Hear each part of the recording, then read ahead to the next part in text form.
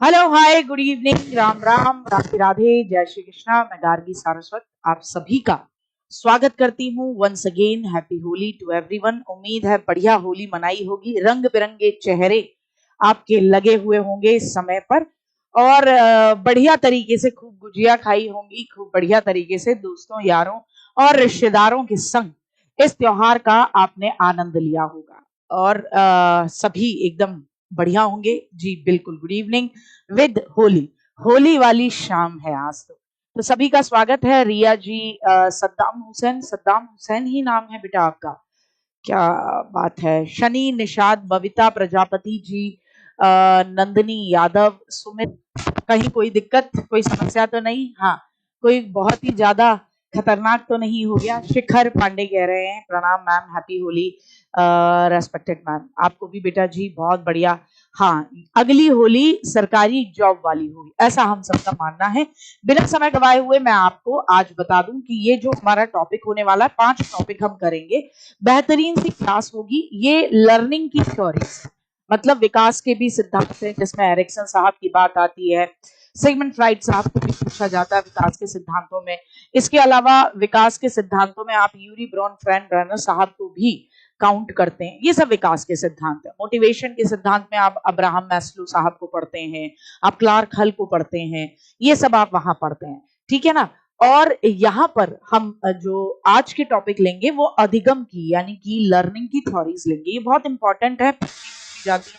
और विकास के सिद्धांतों में आप नैतिक विकास के सिद्धांत भी दिया वॉइस का साथ को लिख कर चलेंगे। बिना समय गवाए हुए हम अपने टॉपिक पर शुरुआत करते हैं।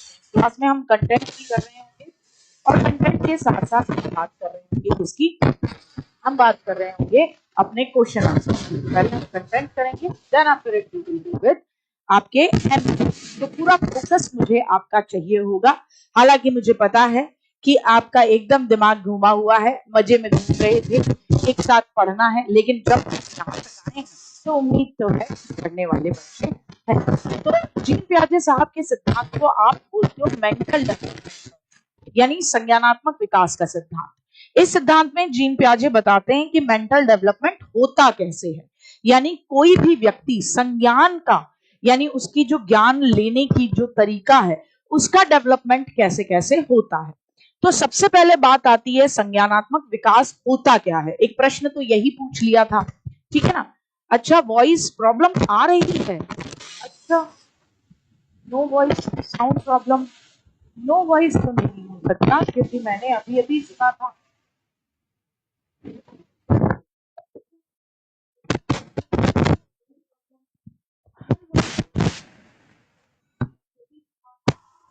हेलो हेलो हेलो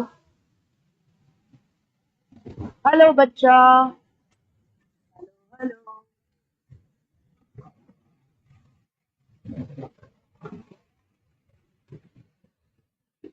चलो कोई दिक्कत नहीं है, मैं इसको हाथ में रखूंगी, मैं अपने पॉकेट में नाच रहा हूँ, ठीक है ना।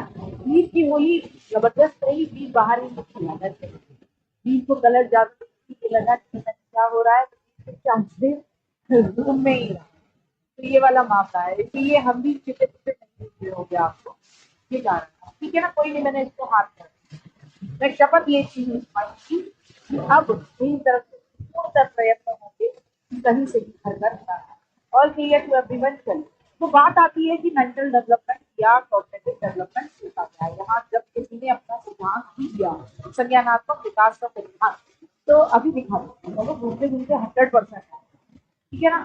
तो 100% नीचे नीचे आएगा, यहाँ पर भटकते ना आए ऐसा हो सकता है, ठीक। तो संज्ञानात्मक विकास होता है।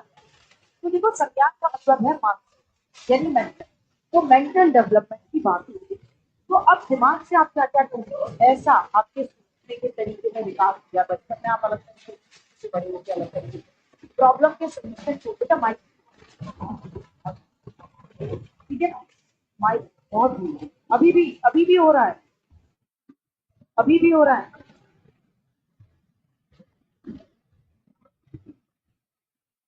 अभी भी हो रहा है। किसने नजर लगा दी भैया? नहीं नहीं, मैं तो डर गया था कलर देख के ही, गुलाल देख के ही। ठीक है ना। चलिए चलिए चलिए चलिए। ओ ओ गिरा गिरा गिरा भाई, क्या कर रहे हो, क्या कर रहे हो, आराम से आ जाओ। जीन पियाजे ने कलेक्टिव मोनोलॉग की बात की थी। जब ये प्रश्न आया ना भाई साहब, बच्चों के तोते हो गए, क्योंकि जनरली आप देखो कि कलेक्टिव मोनोलॉग के बारे में कोई बात नहीं करता, लेकिन अगर आप जीन पियाजे साहब के सिद्धांत को पढ़ते हो तो आपको पता लगेगा कि उन्होंने ऑलरेडी कलेक्टिव मोनोलॉग के बारे में बात की है, लेकिन वो उसे अहम केंद्रितता कहते हैं। क्या कहते हैं? अहम केंद्रितता कहते हैं, ना कि उसे वो कलेक्टिव मोनोलॉग के नाम से हम जनरली टीचर्स पढ़ाते हैं। लेकिन जब पहली बार कलेक्टिव मोनोलॉग शब्द आया तो बच्चों को बड़ा अजीब लगा, जाहिर सी बात है, ये सब इस तरीके से आता नहीं था। तो कलेक्टिव मोनोलॉग है क्या? सामूहिक एकालाप है क्या? कलेक्टिव मोनोलॉग का कंसेप्ट जीन पियाजे ने दिया। सामूहिक एकालाप होता क्या है? सामूहिक एकालाप यानी बच्चा ग्रुप में है, समूह में है। किसमें है? समूह में है। लेकिन बच्चा किसमें है बेटा जी? कहेंगे कि बच्चा है तो ग्रुप में, लेकिन स्वयं से बात करता है, स्वयं से अकेले में बात करता है, स्वयं से बात करता है। क्या करता है? स्वयं से बात करता है। तो इसे कहा कलेक्टिव। समूह में है, सामूहिक है, लेकिन एकालाप। क्या कहेंगे? एकालाप यानी खुद से ही बात करना। ठीक है। अभी भी वॉइस प्रॉब्लम है सान्या, तो कमाल ही हो गया, सब कुछ बदलवाने के बाद कौन सी दिक्कत आ गई इसको, क्या होता है। तो बच्चे के अंदर प्रतिवर्ती क्रियाएं रिफ्लेक्स एक्शन यानी बच्चा बार बार कुछ चीजों को रिपीट करता है, मीठा खींचना, रोना, हंसना, खेलना, और साथ ही साथ बच्चे में ऑब्जेक्ट परमानेंस आता है। क्या कहेंगे? ऑब्जेक्ट परमानेंस आता है। क्या आता है? ऑब्जेक्ट परमानेंस आता है। ऑब्जेक्ट परमानेंस क्या होता है? तो जब उनसे पूछा गया कि गुरुजी बताओ तो सही कि ऑब्जेक्ट परमानेंस होता क्या है, तो वो बोले कि भैया ऑब्जेक्ट परमानेंस का मतलब होता है तो जो आपकी इनवॉलेंट्री, जो आपके एक्शंस होते हैं, अनैच्छिक क्रियाएं जिन पर उनका कंट्रोल नहीं होता है, अनैच्छिक क्रियाओं से बच्चा जनरली सबसे ज्यादा सीखता है। तो ये दोनों लाइनों को अच्छे से समझना है। इस अवस्था में बच्चा अनुकरण करना यानी दूसरों को फॉलो करना शुरू कर देता है इस स्टेज के अंत में आते आते, यानी तकरीबन तकरीबन जब बच्चा 1.5 से 2 साल का होता है तब बच्चा क्या करने लगता है? लोगों का अनुकरण। तो सबसे पहली बात याद रखनी है वस्तु स्थायित्व, कि संवेदी पेशी में वस्तु स्थायित्व होता है। दूसरी प्रतिवर्ती क्रियाएं यही। तीसरी अनैच्छिक क्रियाएं ही लर्निंग का सबसे बड़ा सोर्स माना जाती है। ठीक, तीनों चारों चीजें याद हो गई, आ जाए। फिर इन्होंने कहा बच्चा थोड़ा सा और बड़ा होता है, अब उसका संज्ञानात्मक विकास और होने का लगता है, और ज्यादा देखने को मिलता है। अब यही बच्चा प्री ऑपरेशनल यानी कि पूर्व सक्रियात्मक अवस्था में आ जाता है। जब ये बच्चा पूर्व सक्रियात्मक अवस्था में आता है यानी प्री ऑपरेशनल स्टेज में आता है, तो इसके अंदर और भी कुछ विशेषताएं देखने को मिलने लगती हैं। पहली स्टेज की तुलना में अब इसकी विशेषताएं या अब इसकी एक्टिविटीज थोड़ी सी और बढ़ जाएंगी।